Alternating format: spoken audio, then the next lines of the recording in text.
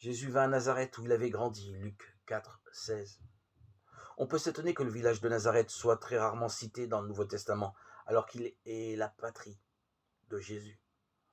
On sait seulement que cette bien modeste bourgade de Galilée partageait la mauvaise réputation de toute la région. Que peut-il sortir de bon de Nazareth? Jean 1, 46. Demandait-on de très bonne foi. Il faut dire que les Galiléens étaient soupçonnés d'être des Juifs moins fervents que leurs compatriotes de Judée. Après la Pentecôte, les autorités de Jérusalem donnèrent aux disciples de Jésus le nom de Nazoréens. Dans leur esprit, c'était un sobriquet.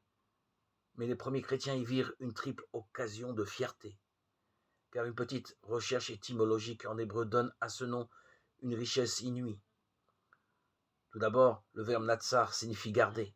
Quoi de plus juste pour Marie, celle qui gardait toutes choses et toute parole en son cœur, Luc 2, 51.